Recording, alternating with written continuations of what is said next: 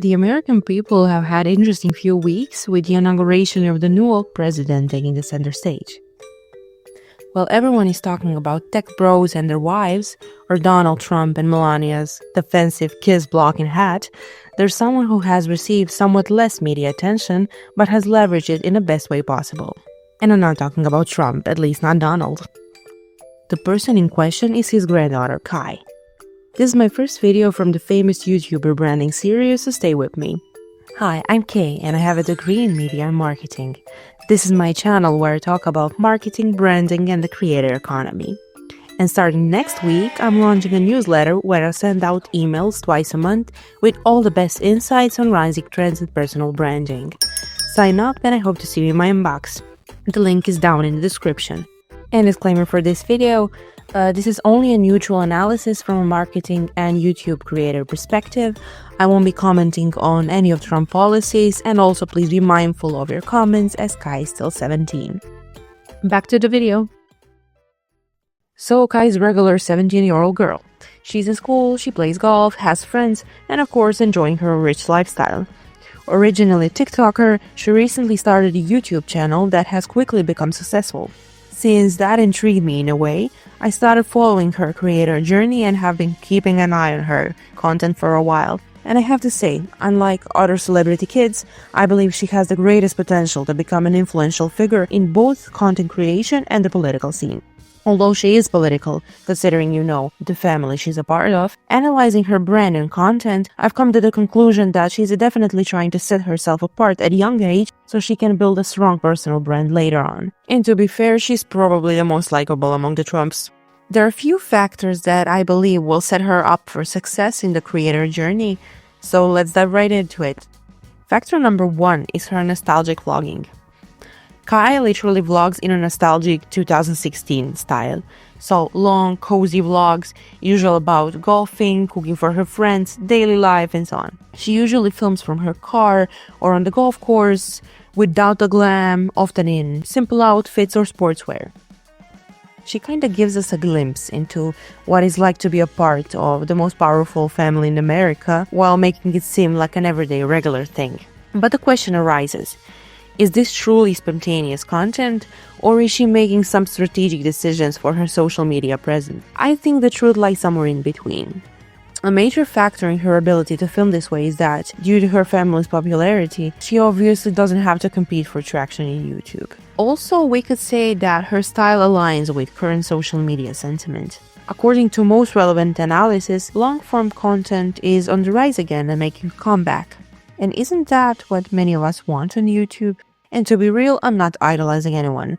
Living a celebrity or wealthy lifestyle comes with a tremendous amount of privilege, but it's refreshing to see someone so high profile leading a relatively simple, down-to-earth life. Factor 2 is her strategic approach to politics. So Kai vlogs about her daily life as if there's no agenda behind it. Obviously there is. She clearly supports her grandfather and she played a significant role in his presidential campaign. However, the way she films and discusses the whole process on social media is much more laid back and likable compared to the rest of the Trump family. I've never seen something like that, and the noise of it when it was going up was insane. And I asked Grandpa, would you go in it? And he goes... Notice how she tells the story in her signature Kai way, explaining everything happening around her in almost documentary-like manner, as if she's just happy to be there, observing, rather than actively participating.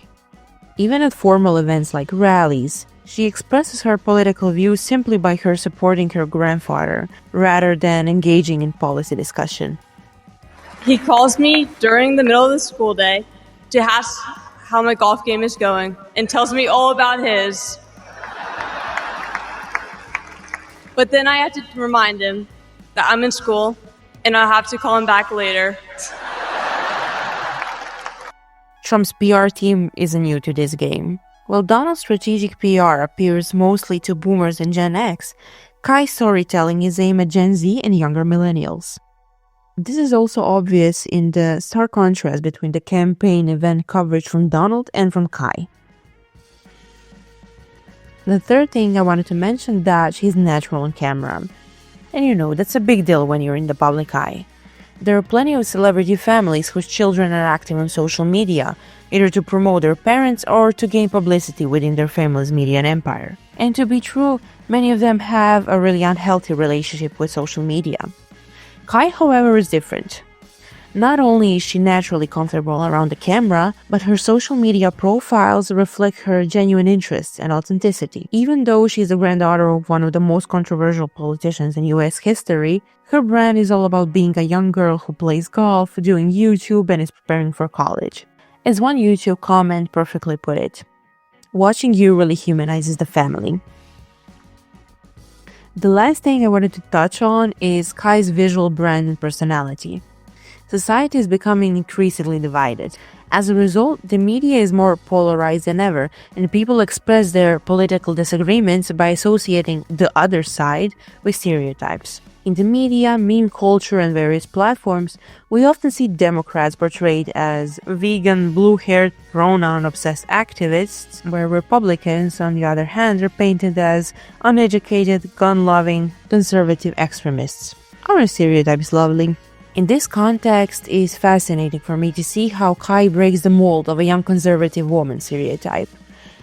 While she looks and dresses conventionally, her personality is far too dominant for her to simply be known as Trump's granddaughter. Historically, women in politics have often been portrayed as pretty wives or daughters whose primary role is to support their male counterparts, smile, and focus on trivial matter. Will you decorate it exactly like it was before, or are you making changes? A little bit of changes, not much. But Kai has shown her personality and ambition multiple times during the campaign, which sets her apart from the rest of the family and makes her more likable in the public eye.